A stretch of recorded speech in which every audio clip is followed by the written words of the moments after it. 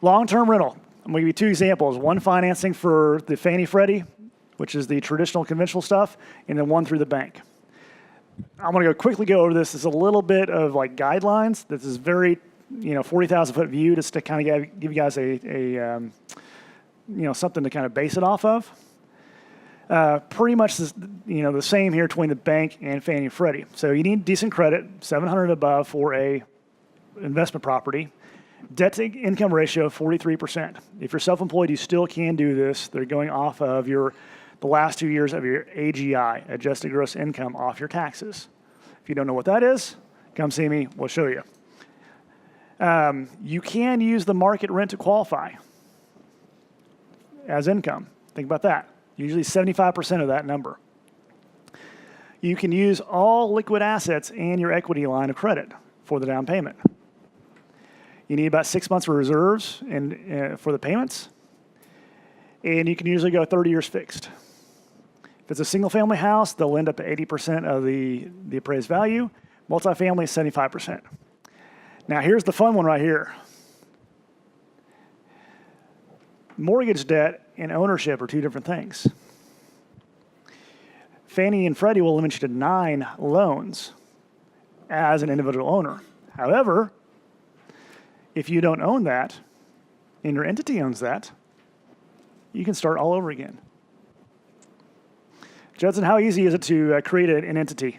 Where's Judson? How quick? I'll do one this morning in 10 minutes.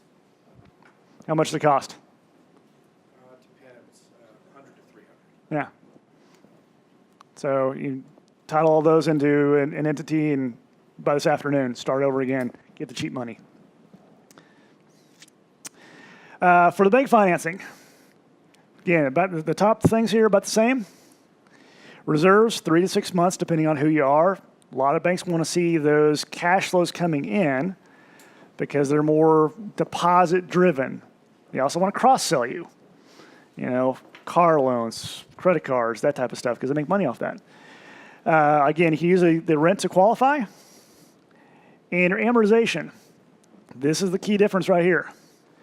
You're going to be 20 to 25 years. It is going to be a fixed rate most of the time. Sometimes it's an ARM. Most of the time it's fixed rate. But it's going to reset after 5. And that can come in a few different versions, either a balloon. Some will automatically reset. Or some will just call it and go, hey, we want you to redo this thing, either refinance or just go away. Sell it and go away. They will sometimes lend up to 90%. And you're thinking, good God, that's great. But remember, the higher the loan of value, the shorter the amortization.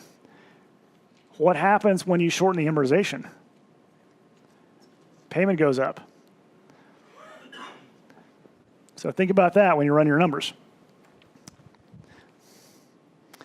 Now, here's some things to think about. And this is actually not on your sheet. I'd be happy to help you guys out here. Alternative down payment sources, because you're going to need 20 to 25%. You're like, well, crap. That's a lot of money. Where do you find that money at? Well, you can borrow funds from an IRA or 401k. Now, you still have to qualify as an individual to repay that along with the other debts. But you can borrow it. You can also borrow money from the cash value of life insurance. Now, why am I saying borrow instead of cash out? Anyone? So you get taxes. Is debt income? No, it's not. That's your money. You borrow against it, it's debt. Let that simmer for a little bit. Gift funds from a family member. Gift funds from an employer. How many employers are going to give you some money?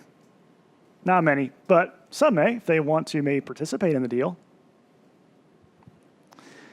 Home equity line of credit.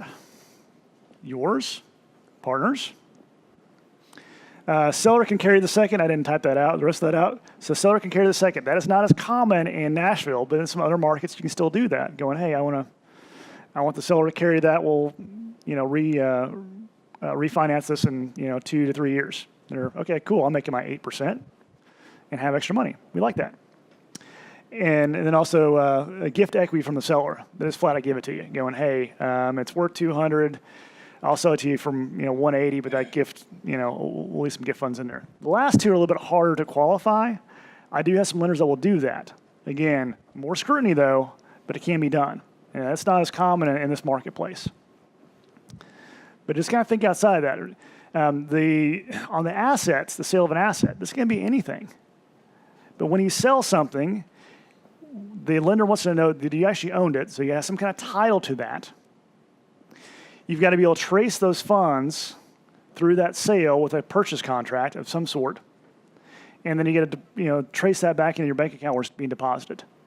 So whatever you can sell it, but just you leave that trace of funds.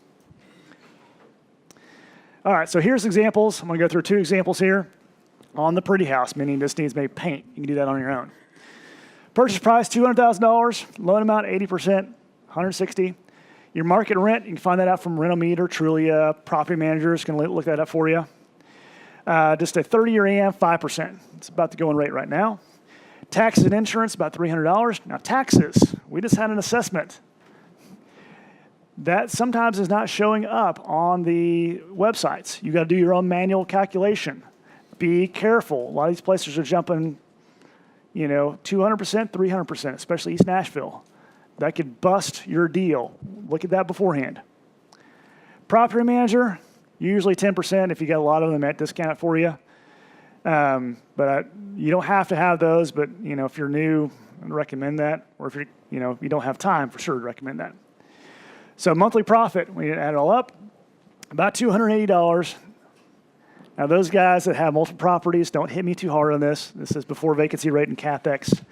CapEx is capital expenditures. Things break, budget for them. That's a whole other conversation. So if you guys ever got caught off guard by HVAC that went out or a roof, those can hurt you. Now the question is that a good deal? What do you think guys think? Is it a good deal?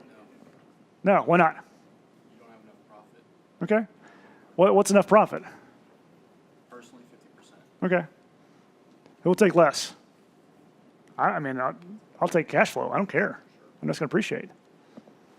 So it's personal. It really is personal. So your debt servicing ratio, now this does not include the property manager. Quick calculation there. Watch out for math. Debt servicing ratio. Rent divided by your debt, your principal and interest, taxes and insurance, and any association dues if it is a part of a PUD or homeowners association. 1.379. How many guys think that's a pretty good deal? That's pretty good. So every dollar goes out, $1.39 comes back, or $1.38 comes back. Not too bad. Next calculation, cash on cash. What's my rate of return?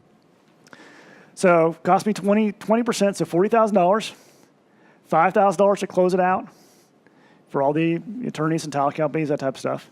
Gross profit annualized is $33.60 divided by $45,000 equals 7.4%. Okay? If I had $45,000 sitting in a money market, what does that make? All right. What's another investment that can get, that's common out there that can get, okay, what's a CD get? Okay. What's the stock market turning at right now? An index fund return about the same. Okay. So is it a good deal? Depends on your strategy. If you like, active investing, be able to control that, or if you're more passive like the index stuff. This is just a measure, a way to compare options for you guys. There's no really right or wrong answer unless that's negative. And then it's, it may be okay. But, how do we make it a better deal? Well, we can increase the rent, which rent usually goes up every year, or self-manage. That's painful. That's a lot of time.